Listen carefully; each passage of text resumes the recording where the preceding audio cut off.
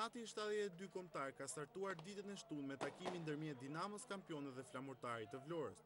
Ndeshja e cila u zhvillua në stadiumin kombëtar Qemal Stafa ka përfunduar me rezultatin 1-0 në favor të ekipit bregdetar. Goli që i dha fitoren miqve nga Vlora mban firmën e një ish dinamovitit, Daniel Xhafës.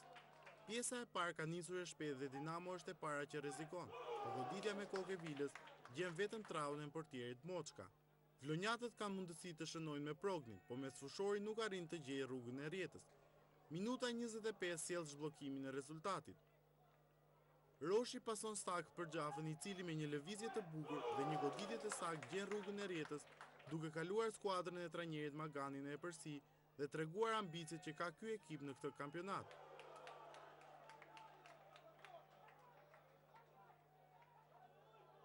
Blut nuk pajtohen me rezultatin dhe janë hedhur në sulm për të barazuar shifrat, por rastet e tyre nuk arrin të gjejnë rrugën e rjetës. Në fundin e pjesës së parë Baka ka mundësinë më të mirë për të shënuar, por topi i goditur prej tij gjen vetëm shtyllën Pingule. Me rezultatin 1-0 në favor të Flamurtarit mbyllen 45 minutat e para. Pjesa e dytë nis me një rast ideal për Kuqezin, por Xhafa nuk arrin të shënojë vetëm për vetëm me portierin Hidi. Dinamovitët përvojnë me Sefën, por goditja e tij me kokë është e gabuar. Janë përsëri blut këtë herë me Bakajn, por goditja e fantazisit evitohet saktë nga portieri Moçka. Kuqezin shfaqen rrezikshëm me zbritjet e tyre, por nuk arrin të dyfishojnë rezultatin. Minutat e fundit sjellin një mori rastesh për blut, por që nuk arrin të shfrytëzohen, duke lënë në fuqi rezultatin e minutës së 25. Flamurtari fiton dhe merr 3 pikët e para në prologun e kampionatit të 72 kombëtar, duke treguar ambicet që ka në këtë sezon, ndërsa Dinamo pas humbjes së Superkupës nis me këmbën e gabuar dhe mbrojtjen e titullit kampion. Barazim por me gola 1-1 në Elbasan në debutimin në Super League për Verdhezit në ndeshjen prolog të kampionatit kombëtar. Përballë tyre Bardhë Blu që kanë zhvilluar një ndeshje prej të cilës mund dhe duhet të merrnin më shumë. Gjithsesi atmosfera e fillimit ka qenë tejet festive dhe topi i parë kishte emrin e të mirënjohurit Vladimir Tafani. Më pas loja nisi bukur dhe me raste madje vendosit për pak më ndryshojnë shifrat, por në Albani bëhet barrier.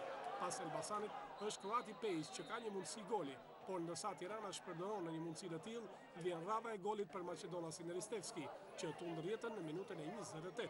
Pas një gabimi të mbrojtjes, futbollisti i Verdhezi shënon nga afër brenda zonës së portës. 1-0 dhe festa ka ngjyrat e klubit me traditë të Elbasanit. Pjesa e parë ka si mbyllje një rast të plakut, që mund të barazonte shifrat, por që nuk ka ndodhur. 1-0 dhe ndryshimet i sjell vetëm pjesa e dytë. Pas një mundësie për Pejic, minutën e 54, vjen momenti i ardhur për Bardhë Blu. Çapja ka prekur topin me dorë brenda zonës dhe gjyqtari Krishnik Çapi tregon pikën e bardhë, duke ndashkuar me karton të kuq futbollistin e Elbasanit. Andi Lila është i besuar i trajnerit Starova që shënon në rastin e parë. Gjyqtari Çapja e ka anulluar golin e Lilës dhe i duhet edhe një herë futbollistit Bardhë Blu të tregojë klasën e tij në rastin e dytë, tashmë duke shënuar në krahun tjetër. Edhe një herë kjo goditje e kalibruar e Lilës. Shifrat këtu barazohen dhe mbeten të palëvizura edhe pse rastet për Tiranën kalojnë numrin 5 deri në fund të ndeshjes. Tashmë të duket se Elbasani ka vetëm një shpëtimtar dhe ky quhet portieri Erbil Llani që largon golat e humbjes për skuadrën e tij. Plaku dhe Abaza në 2 mundësi ideale kanë mbetur të varfër dhe të zhgënjur falë ndërhyrjeve të portierit Llani. Në minutën e 88, tifozët e inatin e mosmarrjes së fitores e kërkojnë tashfrim me shishet e ujit që hedhin në fush. Ansori bëhet viktim, por pa pasoja. Kjo epidemi është e zakontë në pjesën e dytë, por që nuk ndryshoi asgjë në vendimarrjen e rezultatit. 1-1 dhe Tirana të duket më ambicioze në këtë fillim, ndërsa Elbasani akoma ka veshur petkun e kategorisë së parë. Një ndeshje kampionati në stadiumin Niko Tovana të Durrësit për herë të parë zhvillohet në ndriçimin e projektorëve dhe ky fat i ka takuar çiftit Teu Talaçi. Topi i parë nga qendër është luajtur nga ish futbollisti i njohur dursak Kristas Toçi, ndërsa më pas vërshëllim me gjyqtarit e Vispeza ka startuar një duel që realisht nuk prodhoi asgjë. Ka qenë një pjesë e parë më e mirë për vendesit, që kanë parë më shumë drejt portës së Vashakut, madje fal disa pritjeve të tij, edhe shifrat mbetën të bardha. Minuta e 10 sjell rastin e parë në Porton Laçane, kur Shkodrani Doçi godet me kokë, por jashtë kuadratit. Më tej, seriali i rasteve ka emrin e Çotës, që lëshon një silur, por jo të saktë. Laçanet kujtohen në portën e Rizvanit, madje në minutën e 36, kur askush nuk e besoi se goli ka munguar. Malo bëhet protagonist i një momenti të artë, por të humbur nga këmbët e tij. pothuajse identik, por në portën tjetër kemi fotokopje në një çasti të tillë. Tashmë njeriu humbës është Librajdasit Dursak Çota, që përsërit gabimin e kolegut të tij. Vetëm për vetëm me portierin nuk sjell dot entuziazëm, por pesimizëm në radhët e vendësve. Ka mjaftuar kaq për të thënë pjesës së parë stop në shifra të bardha 0-0 dhe pa gola. Pjesa e dytë nuk ka lëvizur asgjë, edhe pse disa veprime të djemve të detit mund të prishin agjerimin e gjatë. Tashmë protagonist është mbrojtësi Tahiri që sjell goditjen e parë në pjesën e dytë. Gjithsesi, i fundit i Moekanëve është i posafutur në pjesën e dytë Pepa, që merr përsipër të tundrjetën, por dhe ky, si gjithë të tjerët, i pa fat dhe i pa sakt.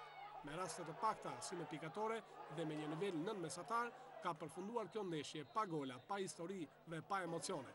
Dursakët fitojnë projektorët, por jo ndeshjen, ndërsa Laçanët dalin më të fituar sepse morën një pikë jashtë shtëpie edhe pse me 3 mungesa.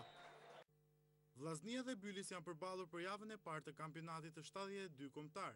Takimi i cili u zhvillua në stadiumin Brian Filipi të Lezhës për shkak rikonstruktimit të stadiumit Loro Boriçi është mbyllur me rezultatin 3-2 në favor të shkodranëve. Pjesa e parë ka nisur e shpejtë dhe shkodranët janë më kërkues në rrugën e Rjetës. Ballshotët kërkojnë të rrezikojnë në zbritjet e tyre, por nuk arrin të shënojnë. Vllaznia do të gjejë avantazhin në minutën e 41 me Rajovic, që pas një arkimi në zonë godet stak duke kaluar skuadrën veriore përpara. Pjesa e parë mbyllet me rezultatin 1-0 në favor të vllaznisë. E dyta niset shpejt dhe me një Bylis që shokon duke barazuar rezultatin me anë të kapitenit të tyre Dimo.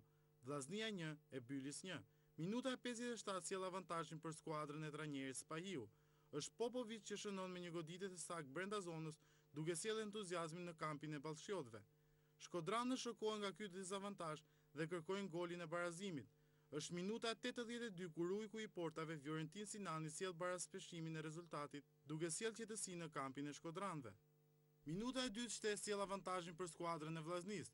Është Jovanovic që do të sjellë avantazhin pas një topi të kthyer, duke i dhënë fitoren skuadrës kuqeblu, që merr 3 pikët e para në javën e parë të Superligës, ndërsa Bylisi nuk arrin të marrë asnjë pikë në rikthimin e tij në superiore. Stadiumi kombëtar Kemal Safa bëhet mikpritës i takimit të dytë për javën e parë të kampionatit të Porsanisor. Shkumbini larg Peqinit pret në cilësinë e ekipit pritës Kastriotin. Dy ekipe që vinë pas një faze përgatitore shumë intensive. Ndeshja nisi shpejt nga dyja skuadra, ndërkohë që Peqinasit ishin më aktiv në fushë gjatë 45 minutave të para. Sinjalin e parë japin Peqinasit në minutën e dytë me anë të Norës, i cili gjuan drejt portës pret portieri. Minuta e 33, Shkumbini kalon avantazh. Autori i golit është Arlin Nora. Shkumbini 1, Kastrioti 0. Krutanët mund të kishin ndryshuar rezultatin në minutat e fundit të pjesës së parë, por gjuetja e Muçollarit nga goditja e dënimit rezulton e gabuar. Pjesa e parë mbyllet 1-0 në favor të Shkumbinit. Në pjesën e dytë Kastrioti u vuqi në fillim në kërkim të golit të barazimit. Ivan Babish gjuan drejt portës pret Kotori. Minuta e 64, Kastrioti barazon shifrat. Diamarti realizon një supergol duke baraspeshuar gjithçka në këtë sfidë. Shkumbini 1, Kastrioti 1. Vetëm 2 minuta më vonë Shkumbini do të kalonte në avantazh. Pas një ndërhyrje të gabuar të Xhafës ndaj Norës brenda zonës, arbitri Jemini jep penallti për Shkumbinin. Besim Kuri nga pika e bardhë e 11 metrëshit rikthen e përsin te skuadra e peqinase. Në minutën e 83, krutanët barazojnë sërish rezultatin. Pas një vendosje të gabuar të Shkumbinit në mbrojtje, Jushi ka përfituar duke shënuar golin e barazimit. Minutat e fundit nuk sollën ndryshim rezultati. Kjo sfidë mbyllet në barazim 2-2, ku të dyja skuadrat ndajnë nga një pikë në këtë javë të parë të kampionatit.